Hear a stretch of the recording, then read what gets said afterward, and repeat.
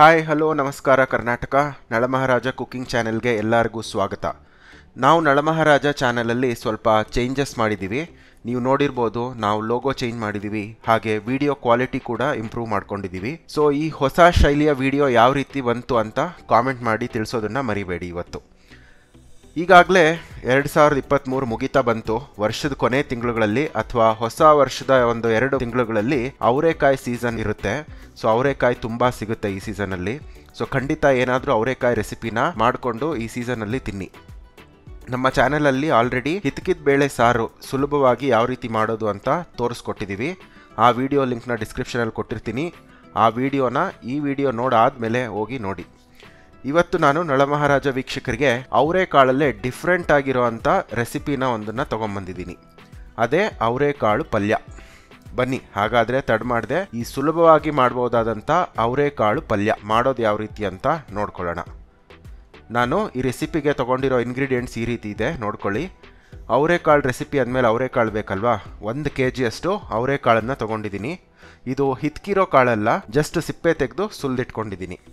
ಮಸಾಲೆ ರುಬ್ಕೊಳ್ಳೋಕೆ ಏನೇನು ಬೇಕು: 1 ಮೀಡಿಯಮ್ ಸೈಜ್ ಈರುಳ್ಳಿನ ದಪ್ಪ ಹಚ್ಚಿಟ್ಕೊಂಡಿದ್ದೀನಿ, 3 ರಿಂದ 4 ಟೊಮೆಟೊ, ಹಸಿ ಕೊಬ್ಬರಿ 1 ಸಣ್ಣ ಕಪ್ ತುಂಬ ತೊಗೊಂಡಿದ್ದೀನಿ, ಒಂದು ಸ್ವಲ್ಪ ಬೆಳ್ಳುಳ್ಳಿ 1 ಗಡ್ಡೆ ಅಷ್ಟು, ಆಮೇಲೆ 1-1.5 ಇಂಚಷ್ಟು ಶುಂಠಿನ ತೊಗೊಂಡಿದ್ದೀನಿ, ಹಾಗೆ ಸ್ವಲ್ಪ ಕೊತ್ತಂಬರಿ, ಆಮೇಲೆ ಜೀರಿಗೆ ಮತ್ತು ಸಾಸಿವೆ ಒಗ್ಗರಣೆಗೆ ಬೇಕಲ್ವಾ ಅದನ್ನು ತೊಗೊಂಡಿದ್ದೀನಿ. ಆಮೇಲೆ ಡ್ರೈ ಮಸಾಲ ಪುಡಿಗಳು: ಹಚ್ ಖಾರದ ಪುಡಿ, ಉಪ್ಪು, ಧನಿಯಾ ಪುಡಿ, ಹಾಗೆ ಗರಂ ಮಸಾಲ ಪುಡಿ, ಹಾಗೆ ಅರಿಶಿನ. ಇಷ್ಟು ಸ್ನೇಹಿತರೆ ಈ ರೆಸಿಪಿಗೆ ಬೇಕಾಗಿರುವಂಥ ಇಂಗ್ರೀಡಿಯೆಂಟ್ಸು. ಇಷ್ಟು ತೊಗೊಂಡ್ಮೇಲೆ ಈ ಪಲ್ಯ ಮಾಡೋದು ಯಾವ ರೀತಿ ಅಂತ ನೋಡ್ಕೊಳ್ಳೋಣ. ಈಗ ಬನ್ನಿ.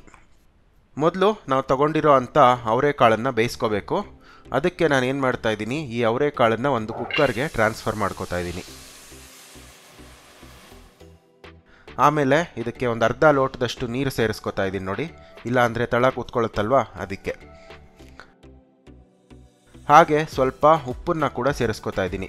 ಬೇಯಿಸೋವಾಗಲೇ ಸ್ವಲ್ಪ ಉಪ್ಪು ಹಾಕ್ಕೊಂಡು ಬೇಯಿಸಿದ್ರೆ ಕಾಳು ಒಳ್ಳೆ ಟೇಸ್ಟ್ ಬರುತ್ತೆ. ಈಗ ಕುಕ್ಕರ್ ಲಿಡ್ಡನ್ನು ಮುಚ್ಚಿ 2 ವಿಸಿಲ್ ಕೂಗಿಸ್ಕೊಳ್ಳೋಣ. ಓಕೆ, ಈ ಕಾಳು ಬೇಯ್ತಾ ಇರಲಿ. ಅಷ್ಟರಲ್ಲೇ ನಾವು ಇದಕ್ಕೆ ಬೇಕಾಗಿರೋ ಅಂಥ ಮಸಾಲೆನ ರುಬ್ಕೊಳ್ಳೋಣ. ಬನ್ನಿ. ಒಂದು ಮಿಕ್ಸರ್ ಜಾರ್ ತೊಗೊಂಡಿದ್ದೀನಿ. ಇದರಲ್ಲಿ ನಾವು ಹಚ್ಚಿಟ್ಕೊಂಡಿರೋ ಅಂಥ ಟೊಮೆಟೊನ ಹಾಕ್ಕೋತಾ ಇದ್ದೀನಿ. ಆಮೇಲೆ ಇದಕ್ಕೆ ಈರುಳ್ಳಿನ ಸೇರಿಸ್ಕೊತಾ ಇದ್ದೀನಿ. ಇದಾದಮೇಲೆ ಸ್ವಲ್ಪ ಶುಂಠಿ ತೊಗೊಂಡಿದ್ವಲ್ವ ಅದನ್ನು ಹಾಕ್ಕೋತಾ ಇದ್ದೀನಿ. ಆಮೇಲೆ ಬೆಳ್ಳುಳ್ಳಿನ ಕೂಡ ಸೇರಿಸ್ಕೊತಾ ಇದ್ದೀನಿ. ಆಮೇಲೆ ಒಂದು ಸಣ್ಣ ಕಪ್ಪಲ್ಲಿ ಕೊಬ್ಬರಿ ತೊಗೊಂಡಿದ್ವಲ್ವ ಅದನ್ನು ಕೂಡ ಹಾಕ್ಕೋತಾ ಇದ್ದೀನಿ. ಕೊನೆಗೆ ಇದಕ್ಕೆ ಸ್ವಲ್ಪ ಕೊತ್ತಂಬರಿ ಸೊಪ್ಪನ್ನು ಸೇರಿಸ್ಕೊಳ್ಳೋಣ.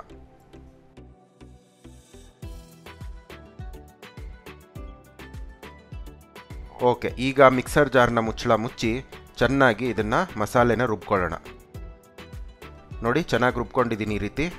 ಈಗ ನಮ್ಮ ಮಸಾಲೆ ರೆಡಿಯಾಗಿದೆ. ನೆಕ್ಸ್ಟ್ ಸ್ಟೆಪ್ ಬಂದುಬಿಟ್ಟು ಒಂದು ಪ್ಯಾನ್ ಒಲೆ ಮೇಲೆ ಇಟ್ಕೊಂಡು ಅದರಲ್ಲಿ 2 ಸ್ಪೂನ್ ಎಣ್ಣೆ ಹಾಕ್ಕೊಳ್ಳೋಣ ಒಗ್ಗರಣೆಗೆ.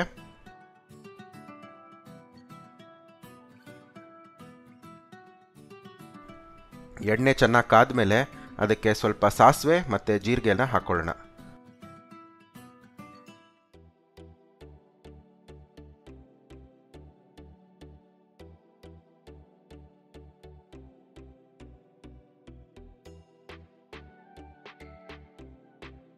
ಸಾಸಿವೆ ಮತ್ತು ಜೀರಿಗೆ ಎಲ್ಲ ಚಟಪಟ ಅಂತ ಚೆನ್ನಾಗಿ ಎಗರ್ತಾ ಇದೆ.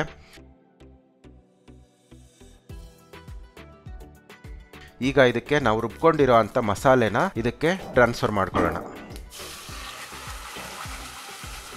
ಈಗ ಒಲೆ ಉರಿನ ನೀವು ಸಿಮ್ಮಲ್ಲಿ ಇಟ್ಕೋಬೇಕು ತಕ್ಷಣಕ್ಕೆ, ಇಲ್ಲ ಅಂದರೆ ಮಸಾಲೆ ಹಾಕಿದ ತಕ್ಷಣ ಉರಿ ತುಂಬ ಇದ್ದರೆ ಎಲ್ಲ ಕೊತ ಅಂತ ನಿಮ್ಮ ಮೇಲೇ ಎಗರುತ್ತೆ.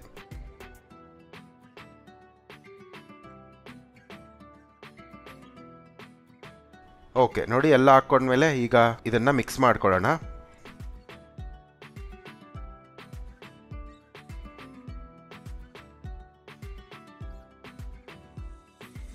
ಸ್ವಲ್ಪ ಮಿಕ್ಸ್ ಮಾಡ್ಕೊಂಡಾದ್ಮೇಲೆ ಇದಕ್ಕೆ ನಮ್ಮ ಡ್ರೈ ಮಸಾಲೆ ಪುಡಿಗಳನ್ನು ಒಂದೊಂದೇ ಸೇರಿಸ್ಕೊತಾ ಹೋಗೋಣ. ಮೊದಲಿಗೆ ಸ್ವಲ್ಪ ಅರಿಶಿನ ಹಾಕ್ಕೋತಾ ಇದ್ದೀನಿ. ಅದಾದಮೇಲೆ ಹಚ್ ಖಾರದ ಪುಡಿ 1 ಸ್ಪೂನ್ ಹಾಕ್ಕೋತಾ ಇದ್ದೀನಿ. ನಾನಿಲ್ಲಿ ತೊಗೊಂಡಿರೋ ಸ್ಪೂನ್ ತುಂಬ ಚಿಕ್ಕದು, ಅದಕ್ಕೆ 2 ಸ್ಪೂನ್ ಹಾಕ್ಕೋತಾ ಇದ್ದೀನಿ. ಬಟ್ ನೀವು ಯೂಸ್ ಮಾಡೋ ಅಂಥ ಸ್ಪೂನಲ್ಲಿ ನೀವು 1 ಸ್ಪೂನ್ ಹಾಕ್ಕೊಳ್ಳಿ. ಆಮೇಲೆ ನಾನು 2 ಸ್ಪೂನ್ ನೋಡಿಸಿದ್ದೀನಿ ಅಂತ ನೀವು 2 ಸ್ಪೂನ್ ಹಾಕ್ಕೋಬೇಡಿ. ಆಮೇಲೆ 1 ಸ್ಪೂನ್ ಧನಿಯಾ ಪುಡಿನ ಹಾಕ್ಕೊಳ್ಳೋಣ.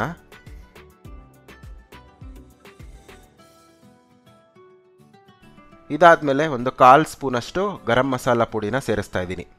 ಈ ಗರಂ ಮಸಾಲ ಸ್ಪೆಷಲ್ಲು, ಯಾಕೆ ಗೊತ್ತಾ? ಇದನ್ನು ನಾವೇ ಮನೆಯಲ್ಲೇ ಮಾಡ್ಕೊಂಡಿರೋದು. ತುಂಬ ಸ್ಟ್ರಾಂಗ್ ಗರಂ ಮಸಾಲ ಪೌಡ್ರು. ನೀವು ಅಂಗಡಿಯಿಂದ ತೊಗೊಂಡಿರೋದಾದರೆ ನೀವು ಇನ್ನೂ ಸ್ವಲ್ಪ ಜಾಸ್ತಿ ಹಾಕ್ಕೊಳ್ಳಿ. ನೀವು ಗರಂ ಮಸಾಲ ಪೌಡ್ರು ಮನೆಯಲ್ಲೇ ಸುಲಭವಾಗಿ ಏನು ಕಲಬೆರಕೆ ಇಲ್ದಿರ ಎಷ್ಟು ಚೆನ್ನಾಗಿ ಮಾಡ್ಕೋಬೋದು ಅಂತ ತಿಳ್ಕೊಬೇಕಂದ್ರೆ ನಮ್ಮ ವಿಡಿಯೋ ಆಲ್ರೆಡಿ ಹಾಕಾಗಿದೆ.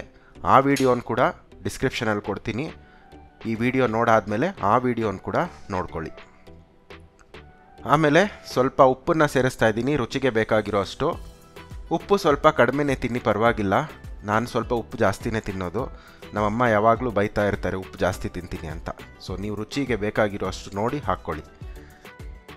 ಇಷ್ಟು ಎಲ್ಲ ಹಾಕ್ಕೊಂಡ್ಮೇಲೆ ಎಲ್ಲದನ್ನು ಚೆನ್ನಾಗಿ ಮಿಕ್ಸ್ ಮಾಡ್ಕೊಳ್ಳೋಣ.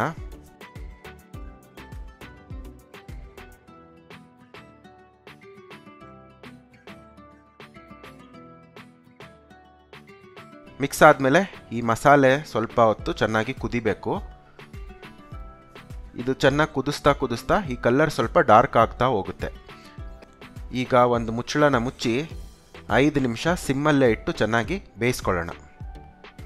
ಈಗ 5 ನಿಮಿಷ ಆಗಿದೆ ನೋಡಿ. ಮುಚ್ಚಳನ ತೆಗೆದು ನೋಡೋಣ ಬನ್ನಿ ಹೆಂಗಾಗಿದೆ ಅಂತ. ನೋಡಿ, ಈಗ ಮಸಾಲೆ ಆಗಿದೆ ನಮ್ಮದು.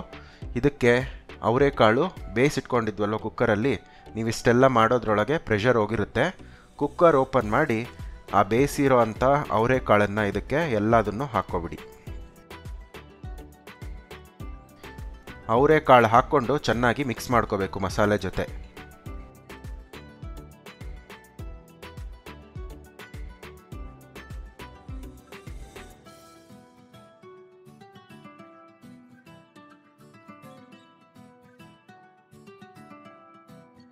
ಸ್ವಲ್ಪ ಮಿಕ್ಸ್ ಮಾಡಾದಮೇಲೆ ಮತ್ತೆ ಪ್ಲೇಟ್ ಮುಚ್ಚಿ 2 ನಿಮಿಷ ಮಸಾಲೆ ಜೊತೆ ಚೆನ್ನಾಗಿ ಕುದಿಸ್ಕೋಬೇಕು.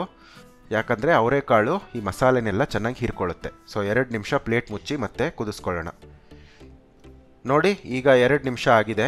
ಲಿಡ್ ಓಪನ್ ಮಾಡಿದ್ರೆ ಘಮ ಘಮ ಅಂತ ನಮ್ಮ ಅವರೆಕಾಳು ಪಲ್ಯ ರೆಡಿ ಆಗಿದೆ.